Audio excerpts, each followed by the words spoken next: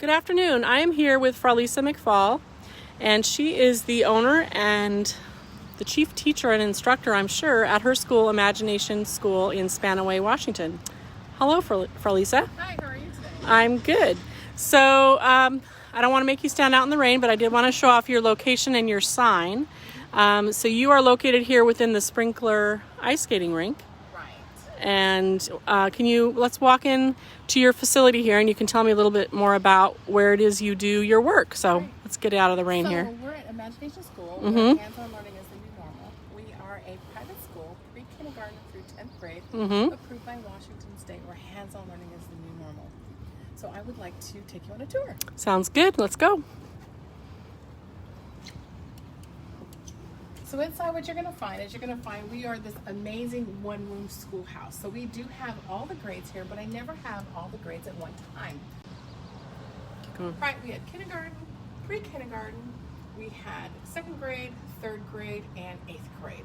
Oh my goodness. We never have all the grades at one time, but it seems to work, and it's a wonderful experience. So you're able to teach kids from what age to what age? Able to teach from pre-kindergarten, 4 years old, to 10th grade. Okay. Okay. Yeah. So if I have a 15-year-old 10th grader or a 16-year-old 10th grader, is it based on age or is it based on grade level? It's based on grade level. Okay, got it. Yes. So I would like to close the door. Sounds good. Sounds good. I'm going to show people your big, wonderful classroom here. Are divided into 2 sections, and you can tell. There's a section over here that is pre-kindergarten through 1st grade, and a section here that is 2nd grade through 10th grade. So I'm going to take you on a tour of the schools. For the students, when they come in, they arrive. Okay? They put their coats up, they put their backpacks up, and then they put their lunch on the table, and we'll go over there also. Next to that, you're going to see this big area that has blocks and Legos. This is our recess equipment. This is for outdoor recess, jump ropes, balls, hula hoops, where we actually take it outside. Then all the rest of it, in case it rains, like we're in Washington State now, the kids would have indoor recess with all these activities. Plus I put out a few more, some games. Got it. Okay. Over here you'll find the science area. And in science we do various activities. This year we did space. So we did, and one thing was great. I wish that we were in school when we had SpaceX. Would have been fabulous. But we did our solar system, we did asteroids, we did comets, we did stars. We're going to continue that and do planets. Okay. Kids also do things like studying frogs or bees. Okay. There's times that we study with our microscopes. I have those. And October, which I love, we study bones. Okay. Oh my goodness, I remember that as a kid. I remember looking at the frog and the formaldehyde. I think every child has an either good or not so good memory of that. Exactly, they do. I love dissecting, so that was one of my favorites. Some of the other things you see that we actually have brain activities. So when a child is finished doing their work, they can just take a break and take an activity out. Or they can be doing a work and they're just frustrated. They just need to take a break. Come grab a brain activity. Clear your brain out, and then let's come back to your activity. Okay. Over here you have my area where they get to turn in their work. Over here we have our library. It's small, but my own library card, so they can go to the Pierce County Library and get books for whatever they need. And we also have what's called the peace area. The peace area is wonderful. This is where I teach conflict management. Okay, so what it is that if you have somebody did something to you, we'll just say like they took the pencil out of your hand, you can come and grab the piece, Rose, and you say, you know, Jennifer, can you please not do that again? So then I would offer you the rose. I'm sorry that I took the pencil. I won't do it again. So I'm very sorry I took the pencil. I won't do it again. Aww. So can you give me in and out a little bit? So I want to make sure they get that. All right. And I was asking you to play with me, and you kept ignoring me. Okay. So I would say, Jennifer, we're at recess. Play with me, and I kept asking you. I just wanted to play with you one time. Can you just at least play with me one time when we go outside at recess, please? I would like to play with you, and I'm sorry I hurt your feelings. Thank you. I appreciate it. You're welcome. So it's a great way to settle conflict management without. Then we have our library time. We have an ocean time first, which is about 10 minutes of just calming your body down. So they sit in a cross-legged position music, or I'll play some sort of calming music for kids. Sometimes it's a story. In the ocean? It's called ocean time. Ocean time. Got it. So then after ocean time, then they get library time. So we have library time can be done in 3 different ways. One time, the time you can read in group. And I foster all 3 of those because I do need to read their particular reading materials. I read with a partner, or I read with a group. All those different. That's a library. Do a job. Yes, they can, you know. So, but I understand, especially with kids that are younger nowadays, they're linksters and they like to be linked up with other people. So I do like to honor that with them. So that's why we can do the group reading or partner reading. But then I do need to know that they need to be able to read by themselves. Sure. Let me just explain this right here. We have a tent in our classroom. So every year we have a theme. This year was camping. And so we had a VIP every other week that particular child got to have the tent. They got to do their homework in the tent. They got to do their ocean time in the tent. They could do their library time in the tent. And they can invite a friend. The only stipulation is that you need to get your work done. So if you're doing math and you're consistently not getting your math, turn to your math with somebody. Maybe you just need to do it by yourself or find a different place instead of at the tent. Yeah. Moving along over here, we're going to go to our lecture, which is over here. Where we have various activities for penmanship. And so if I am 14, am I in the classroom with a 7-year-old, or am I in the classroom only with other people my age, or how does that work? Okay. You're in the classroom with everybody. Okay. So it's like a family, So sort it's of like a family, right? And that's why we call it the one-room schoolhouse, because you are in the family with all the kids. However, you're not working with the 7-year-old. You're working with those that are in your particular group. Okay. Got it. So you can actually. So let's take math for example. You're going to be doing math at your level, wherever we set that level at the beginning of the year. Okay. So you may be with another person who's at your level, or you may be working on your own at your own level, because I believe that kids need to be able to work at their own pace. I don't want to hold you back if you're ready to move on. Sure. But at the same time, if you're not ready to move on, I need to keep you here. Let's figure out what it is. Let's get the foundation built before we move you on. So, Fralisa, how long have you been a teacher? I have been a teacher since 1995. And how did you become a teacher? Are you credentialed from what university? So I'm credentialed through the University of Washington, Tacoma.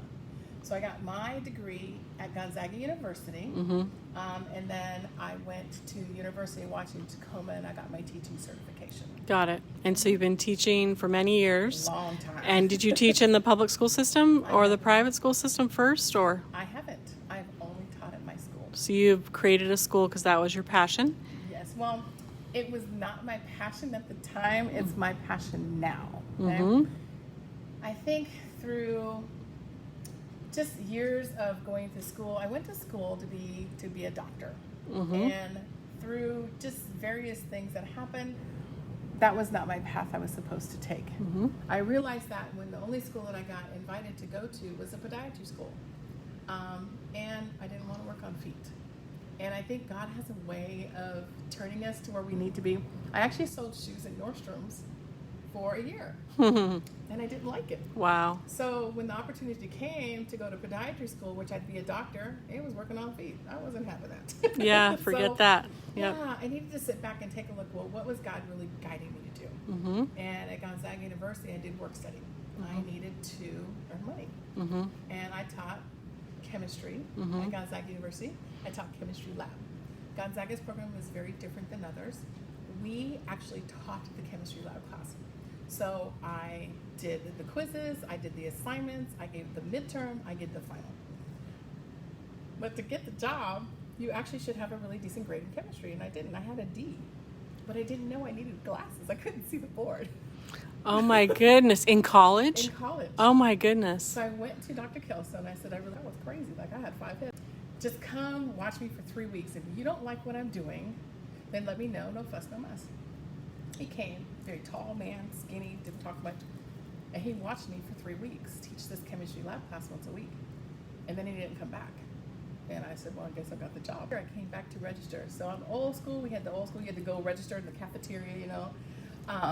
I had 2 of the chemistry say I needed to was doing in the classroom. Those kids were pulling A's in their classes. And this was college students? This was college students. Oh, wow.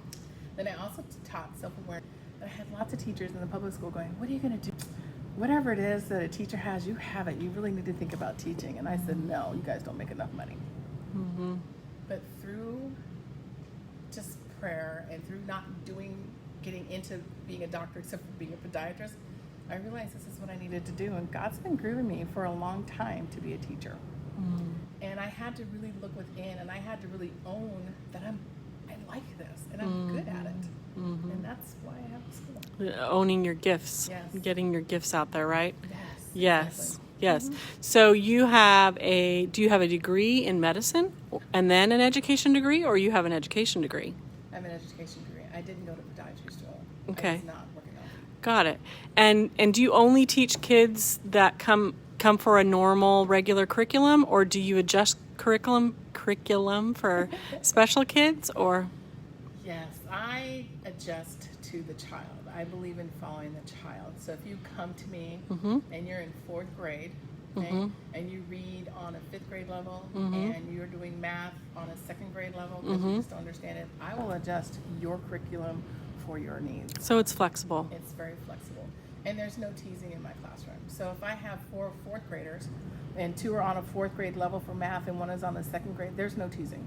Right. At all. It's all Allowed. acceptance and It's all flexibility. acceptance. Yes. And I can tell you teach it in an atmosphere of peace and love and good values and getting along and diversity and all those wonderful things. I can just get that vibe in here. So it's not just, it's kids in different levels, maybe in 5th grade, but studying at a 3rd grade level, or, different variations that way. And is it kids from all over the community? I mean, I know you're located here in Spanaway, Washington, but do kids drive from all over to come here, or is it mostly local, or? Mostly local, but I have had kids as far away as Roy, and I've had as far away as North Tacoma. Most of the parents, if they're coming from North Tacoma, is because they probably work in this area. Okay? But I have had some that have come from Lakewood, North Tacoma, all the way to Roy. And how many classmates would my child have if they come to your school? Okay, so it just depends. So this year they'd probably have, not class, but classmates would be probably 5. I had 10 students this past year. So I had 5 in the lower group and 5 in the upper group. So if your child was in 4th grade, they would have 5 classmates. But we actually can take all the way up to 24 kids. And it's, is it a typical school day? Is it 9 to 3? Is it different, or? Yeah, it's pretty typical. We actually go from 8:30 to 3:30. Okay? So it's a little longer day, but what's the advantage of that is that we can get out. Like right now, my kids have been finished from school since June 4th. So we get out a little earlier because I go by the number of hours we have in school that Washington State allows than the 180 days. We get over 1,000 hours. Got it. So if you're just tuning in, this is Fralisa McFall, and she is the owner and the chief mucky muck at Imagination School in Spanaway, Washington. And this is what I think of as a Montessori. I don't know if she calls it technically that, but this is very much a one big classroom community school. And it is located in the Sprinker facility.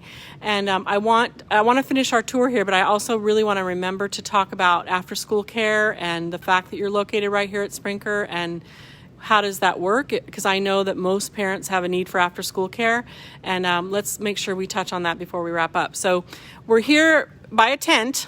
We're here kind of at the end of the classroom. This is what the classroom looks like from the far end. It is just one big room. There's a kitchen facility. There's a bathroom, a boy and a girl bathroom here. And to me, it reminds me of an old public school classroom. It has that feel of just that good, safe place to be as a child. It just has a really good vibe. So tell me more about what happens here in this classroom. So go ahead. So we're going to finish the tour. So over here we have the penmanship writing area. And here at Imagination School, the kids do learn cursive writing. So we start cursive writing in 2nd grade if they're ready for it. If not, then we start it in 3rd grade. Cursive writing is really important because there's neural pathways that actually develop in your brain. Neural pathways that develop in your brain as you learn cursive. So interesting. And do you teach traditional math? Or do you teach core? Do you go with public school curriculum like the Common Core, or do you teach, or is that flexible based on what parents would like, or how does that work? Right, it's flexible. There's a difference in Common Core. There's Common Core curriculum and Common Core standards. So we're all in Washington State held to Common Core standards. So I do hold to the standards, okay? However, I don't teach Common Core curriculum. And the reason why is because kids learn differently. there's kids who do traditional adding, the way that we learned, but then there's kids down a little easier for them to learn. So what I do is I don't do Common Core curriculum, I do Common Core standards. Got it. So you can prepare them to tests for grade level? All right. So Are they prepared to pass the test for grade level or or should I say graduation? I don't know all those terms, but so in private I know that's school, a question a parent's going to ask. So in private school, we are not required to take the Common Core test of Washington State. We are required to take some sort of standardized test. Okay, and the graduation requirements go to 10th grade depend on what high school you're going to. And because I know that most kids are going to go to the public high school, I prepare them to take the Common Core test in the public school. Okay? Got it. My theory is this. I don't care what you call the test. You can call it LMNOP, XYZ, zebra. Have you learned the tools to be able to take the test? Not have you learned how to take the test. So that's what I develop. I develop tools in your toolbox so that you can pass any test no matter what. Learn, and you know how to be resourceful. That's right. So this is our language area where the younger kids will learn phonics. Hey, they learn sight words. They learn letter patterns. Okay, take it to the upper school where they're learning more reading skills. But this is really mostly for the younger kids when they're starting their basic reading. So this is amazingly organized. I cannot imagine that this stays this way when you have children in here. Of course not. I'm saying, wow, there's like all the pinks and the greens and the blues. Yes. And so it just makes its way back to order, I suppose. Well, they do keep it on the correct shelf, and they may not be in the exact order, but at least it's on the correct shelf. Because there's different. They go to white material, which is over here, to pink material, then to your blue material, then to your green material. Oh, so they advance. Advancement. Got it. Okay. Very good. And sometimes we have to go back and revisit it. If you're in 2nd and 3rd grade, we need to go back and revisit how to do letter patterns. Sure. Especially when it comes to spelling. Sure. Yeah. Perfect. So then we come over here, we have a puzzle table. This is for people who have free time that they want to just take a break. They can do the puzzle. We have our calendar. As you can see, our calendar is actually in our camping theme. And then we have our math area. Our math area has a lot of Montessori materials. I am actually a Montessori teacher. I have a Montessori certification. So I don't consider ourselves a traditional Montessori school where you get a 3-hour block time to work on whatever you would like to work. I consider ourselves a contemporary Montessori school because I do have a schedule. Now, you may be a student that doesn't need to follow the schedule, but if you're one who needs to follow the schedule, this is the time we're doing reading, this is the time we're doing math, you have the schedule. Yeah, you sound like a learning style expert. You probably have developed learning style expertise that you don't realize you have. Right. Because I know about kinesthetic, verbal, audio. I have to do it to learn it, and I know that about myself. But it takes a long time to figure that out about yourself. Yes. And you, as you learn about your own learning style, you learn how to identify them in children.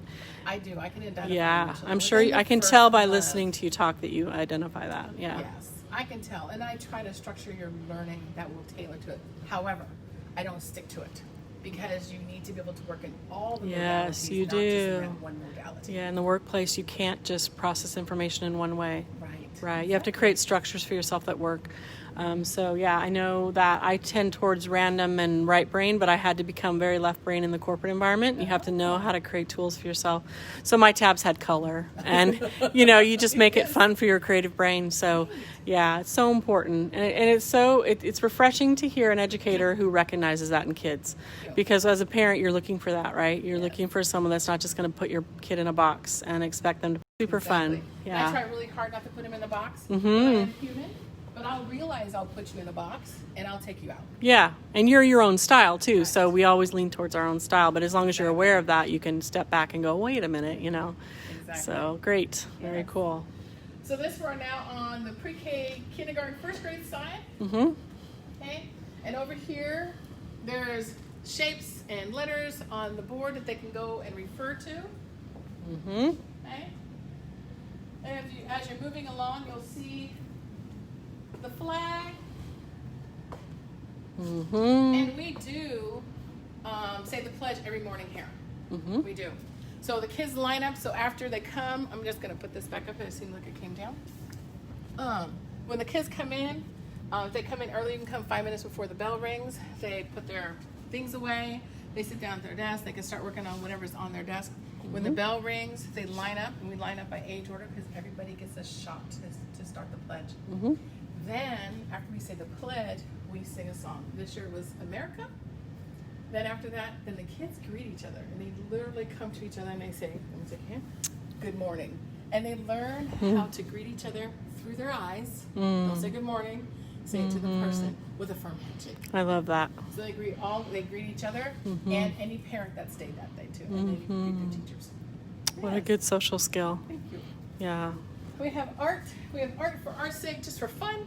We have art that's embedded in the curriculum. So last year, the pre-K through first grade classrooms studied. They were going on a trip around the United States, which is the Iditarod when they went to Alaska. So Iditarod when they went to Alaska. What's that Iditarod? So Iditarod is a race, a dog sled race. Got it. That they do in Alaska. Got it. So when they went to Alaska, they learned about Alaska. They learned about the capital and a couple other things, and then they did an art project that was based on that. So we've had some people watching here. I guess I should be saying good morning. And please identify yourself. Feel free to ask a question or make a comment. We'd love to hear from you. We see you out there watching. So love it. Hello from Fralisa McFall. I'm Jennifer Noreen, and I'm a digital marketing consultant, and I run a company called Beyond Brand Collective, and I do videos for small businesses. This is what I do. This is part of what I do. And we're going to take this video and leave it here on Fralisa's page, and we're also going to distribute it out to YouTube and some other areas online. So you'll be able to come time today. So go ahead, Fralisa. All right, so we get our art area. Then we're over here. We have more hooks for the older kids. And that's our table where they get their own lunch. So even though as she's going around, you'll see that there's a kitchen and a microwave, the kids do not have access to the kitchen and a microwave. So there's a kitchen and a microwave, but the kids don't have access. So they bring their lunch. Right. The reason why is because if we had to microwave everybody's lunch, we would never get to lunch. Right. But we do use our kitchen. So let me explain our practical life area. So this is our practical life area where kids learn to pour, spoon, zip. So I'll show you this. Okay. They learn how to fold clothes, socks. I love this. They learn how to weave. But if you notice, you need to take real. So if you notice, there's brooms and dustpans. Okay. The kids actually, after we have lunch, they all have a job. And if it's your job, you will wipe the tables down. If it's your job, you will sweep. And if it's your job, you will do the dustpan. So is this actually your eating area? Our eating area is over there on the long table right there. Oh, God. I'm struggling a little bit, so I'm going to repeat. So there's a practical work area. There is a kitchen, but it's not accessible to the children. They do help in preparing and taking down the lunch time, it sounds like. And there's just a focus on making sure that people get the practical know-hows of tying your shoe and telling colors and folding clothes, sounds like. We do cooking as a school. So one of our big things is Thanksgiving, where the kids will, the younger kids cut up vegetables and the older kids brown meat, and we put it together in a crock pot. So we got our crock pot, so we put it together in a crock pot. So they learn to cook? They do learn to cook. Wow. The younger kids make cornbread and homemade cranberry sauce. Then we rent the room next door, and we have Thanksgiving with the parents. They learn how to set a place setting. Nice. With a fork, knife, and spoon in the correct spot so that we can have a wonderful Thanksgiving. We do other cooking, so the younger kids will do making cookies, or they may make fruit salad. We've done green eggs and ham. We did grilled cheese. The older kids, as they get older, especially 6th, 7th, and 8th grade, they actually will pick a recipe that they want to do every month. Prepare their grocery list. Okay? They let me know what I need to bring, and then they'll decide what they're going to bring, and then they'll have a time that month that they've planned where they'll prepare that dish. That's awesome. So there's a collaborative process. Exactly. Nice. Yep. So they were in a dessert thing for a while there. If you go on the page, you'll see some of the pictures of some of the things that they've done. They've done a cake. They did some sort of ice cream. That we've done burritos. And it's wonderful. So once I get to know who you are, I don't have to be in the kitchen as much because I know that you're safe. I know that you know how to follow the recipe, but I will come and check on you periodically so that I can still do what I need to with other students and still work with other ones. Yeah. Sure. Makes sense to be practical about safety. Yes. Yes. So for those of you tuning in, this is Fralisa McFall, and she runs the Imagination School in Spanaway, Washington, and I'm going to again span the room so you can see this big wonderful classroom. She's in the Sprinker building. It's a nice brick building. It feels sort of like an old public school. It has a really great vibe. She teaches kids of almost all ages, and can take kids from pre-K through 10th grade. And Fralisa this is not her first rodeo. She's actually degreed and educated from University of Washington, Tacoma. She was also had education at Gonzaga University in Spokane, and she loves what she does. I can tell she loves what she does by talking to her, so super fun. So finish our tour here. What else do we have to see? So this is we're almost at the tail end. We have music. So we do everywhere from they learn instruments to singing and dancing and playing. So the older kids, 2nd through 10th grade, learn how to play the recorder. We did one time have a person who was a pianist who taught piano, where the kids took 10 minutes of piano once a week, so they get exposure to that. We're trying to find a piano player who would like to do that this coming school year. Who can teach the lessons? Who can teach the lessons. Nice. Lessons, yes. Got it. Cool. Especially since we have the piano here, which is nice. Yep. And this one here is social studies, and social studies is also history. So the younger kids, like I told you, they were traveling through the United States of America, and the older kids, we were going way back in history for U.S. history, where we started with the Native Americans, moved away to the Lewis and Clark. We didn't quite call it. Okay. Traveling to the West. Got it. To the West. This coming school year. Got it. So we have All kinds of nuances and changes and things about education, right? It's kind of in some ways it evolves. I think it evolves based on who you're teaching. Yeah. You know, how I taught 10 years ago, and I think it just has to do with what's going on in the world, which the kids pick up, and which they bring to us based on where they came from. Making sure that in what they're learning, instead of it's just a very kind of funny example. As she was learning English, she was being taught Spanish at school. And of course I had that my child who's trying desperately to learn English also absorb Spanish, which for an English child, transition to a new language, not so much a gift, right? You offer those unique educational experiences, but you do what's practical for anything, because they're trying to keep up with too many standards. Yes. So it's just that practical, feeling safe, being able to learn and listen, and being able to absorb information, and all in that order. If they don't feel safe, if they don't feel heard, then they don't learn. Right. And so I can tell by listening to you. Yeah. So we do, there's a couple more things. Mm-hmm. We do PE. I like our twice a week. We do it on Wednesdays, right after recess time. Then we do it on Fridays. So Fridays is when they come in their PE dress, and we do a little longer PE time. We do anything from calisthenics to playing football to playing baseball. We have access to the play area out here at Sprinker. We also dance. They've also learned how to juggle. So PE twice a week, dancing, juggling, sounds like. Creative. Sometimes I have 2 kids. I'm like, okay, what would you like to do today? Okay, so we're going to incorporate that into whatever we're doing for PE. So we make it fun. All about moving your large motor skills, large muscles. Right. And do you have an enclosed play area outside? I missed that. Right. We do not have an enclosed play area outside. It's all open. So out in the back of Sprinker, there's a baseball field, there's a basketball court, and there's a big yard play. Got it. Area out there. Okay. Also, I told you about Thanksgiving. We also, once a year, we do a play. So in March, I'm searching for plays. We do a play in April where the kids have parts. So we've done Cinderella, we've done Alice in Wonderland. One of my favorites is we did The Trial of Goldilocks. That was a very difficult play because it's a trial. There's not a lot of movement on stage, okay?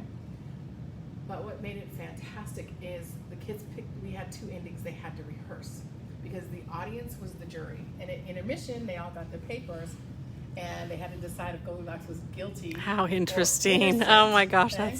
that's great. And they had what the sentence was going to be. So the 2 oldest kids were for 6th graders at that time. they were the attorneys. There was enough evidence That is so that I interesting. wrote into the play Yeah. that it can go either way. That's very interesting. So it's very It interactive. was very interactive. You know, That's- Goldilocks happened to have been found innocent. We were all surprised. Oh, that's so great. But it was well done. So we've Yeah. done quite a few plays. So it's so integrative. That's one of the things I love about these school environments is that you're learning math and reading and social skills by doing a play or by, reading a book, or you're reading with your friends alone or with a partner. Yep. Just all those different variations that reflect real life, where you're learning all, like you go to the grocery store, your math, your social, your, so many different things, and it just comes into play. I love that. So. And the play's run by the kids. So I Yeah. direct the play, but I do have a stage manager who gets to know the play. They know everybody's lines. They're feeding if they need to. We turn this whole school into a play. They move the sets in and out while I'm out here watching. Nice. So I love it that it's run by the kids. It's really a pretty decent sized space. It is. I mean, I It's bet really- you have a lot of fun with all Yes. it's a really nice space. We also go on field trips. So we go on 5 to 6 field trips a year. Different places. Pumpkin Patch. We've gone to the History Museum. We've gone to one year when we studied Washington State history. We did the Pioneer Farm that's over on 176. We did Meeker Mansion. We did Job Car Museum. So we're trying to find things that aren't what we consider normal. The zoo. Tacoma. We've done Tacoma Art Museum, but we do it in a different way, so that we can expose kids to more things that are around the Tacoma, Pierce County area, and mostly Tacoma, Parkland, Spanaway area, than what kids would normally go to. Yeah. So, and do you do that with parent chaperones to help you, or how do you do that? Exactly. We do parent chaperones, and then they drive. We end up having what I call community field trips, because usually everybody has a parent that's going with their child. So, and it's fun because it's great things for parents to learn too. Yep. So fun. Just a lot of the same things you do in a traditional school, but just with a little bit different bend. And I'm sure, I know as a parent from experience, just a lot more personal attention, because a smaller environment, you just get so much more eye contact and personality. You get to know learning styles. There's just time and resources to do that, right? So. And some kids, they've learned how to be invisible in the classroom, and here you can't be invisible. Right, And I which is want you to be awesome. invisible. I Yeah. did have a student do that once, and I told him he had to take off his invisibility cloak and Oh, become visible to the school. isn't that awesome? And so it was something that was new for him, but he ended up growing from it, so that when he transitioned back into the public school, and I actually will help with some kids who need to have a transition. I will actually contact the public school that they're going to go to, and let's talk so that we can transition back in, so that the kids have a better experience at high school. Right. So this all sounds amazing. I know you're a private school. You're not a public school, so you're not publicly funded. Yes. How do I pay for this school as a parent? Is it something you pay all at once for the year, or do you pay monthly, or how does that work? You can do all of the above. So there is a all one-time fee if you want to. There's a 5% discount if you decide to pay it one time, or you can pick the payment plan. So I have a 12-month payment plan and a 10-month payment plan. So whichever one you would like to do, you can do. Whichever one you decide to do is what we can do. It's on And does that include lunch for my kid, or do I send my child to school with a lunch? You send your child to school with lunch and with 2 snacks. We actually take snack time too. Nice. So they have a 9:30 break time that you bring a healthy snack, and then we have a 2 o'clock break time for a healthy snack. Nice. Okay. Boy, what else would I want to ask you as a parent? Is there lots of homework that goes home? No. Is that on purpose? It's done on purpose. Kids are spending 7 hours here. Right? It's in school, it's a school environment. But when you go home, I want you to use your skills. Cook something with your parents. Right. Watch a documentary. I may send an activity home that you're doing at home. And the only things that you will probably do is study your spelling words, or if you are one of the upper grades, you're working on a book presentation. But I get you set up here in class before you go home to work on something, because that's what I need to do. I don't want the parent to go, oh, what am I going to do? Or they end up doing it themselves. Right. There's no continuation. It's very confusing as a parent. Exactly. Yeah. So I would rather you spend time at home with your family. Let's work on something. And this year I might try something new. I saw this at another school in a different country where they worked on a particular word. It could be kindness.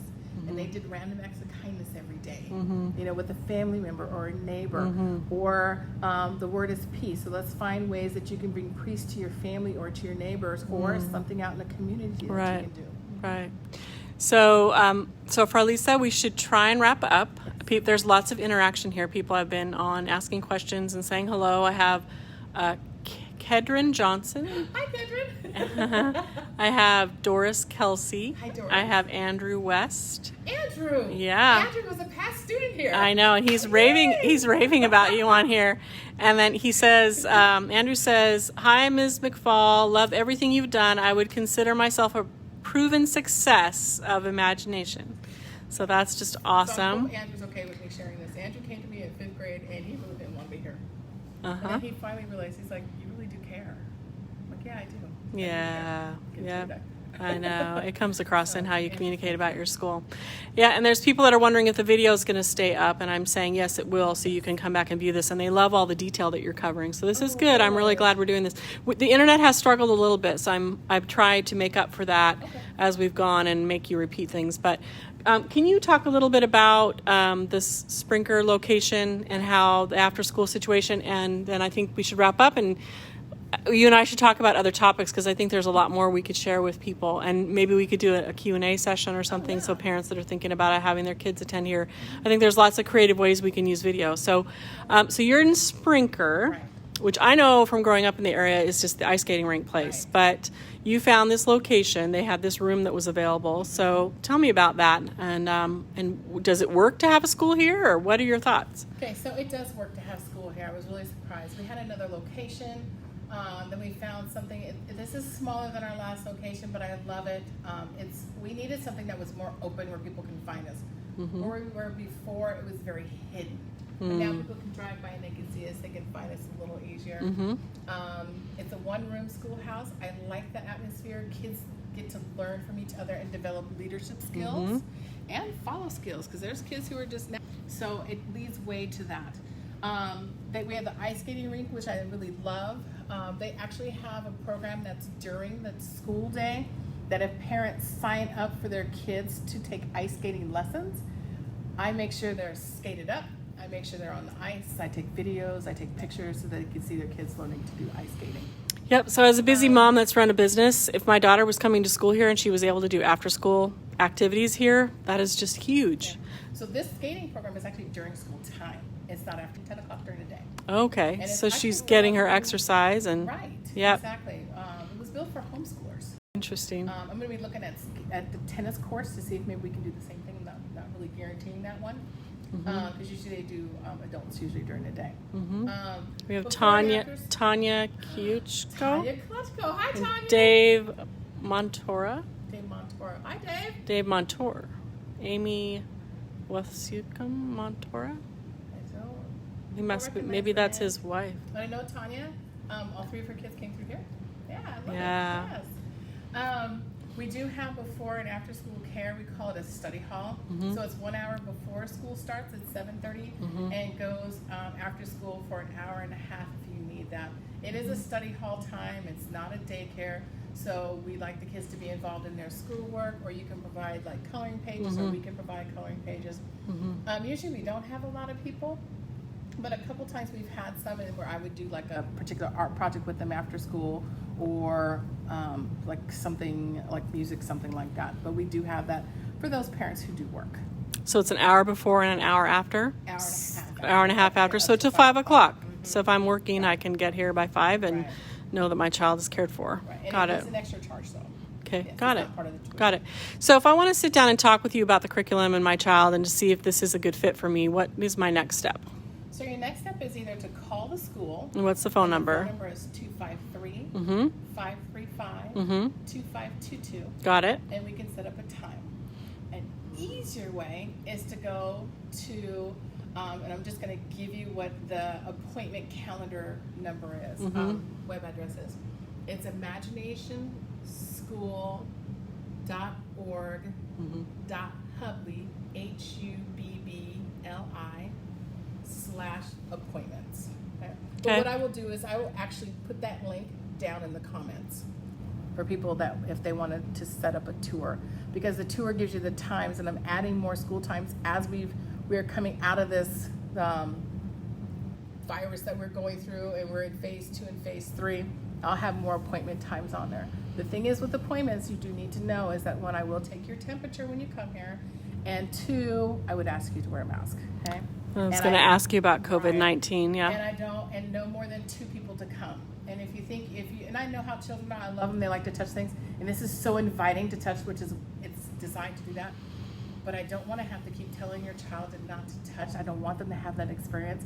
So if you can have them at home with a babysitter and you come, mom and dad come to tour, I think that would be a better experience. So 2 people can come for a tour, and they sign up on your website for a tour. Right. And I need to decide by when. When does school start? School starts the Wednesday after Labor Day, and I'm not exactly sure what that date is, Mm-hmm. but you need to decide that. But you also might want to go is that pre-K fills up fast. So if you're waiting for your child who's in pre-K, I don't accept any more than 4 pre-K, then you need to book your tour now. Wow. Okay. Well, wait till we get this video distributed for you, and I think you'll have too many kids.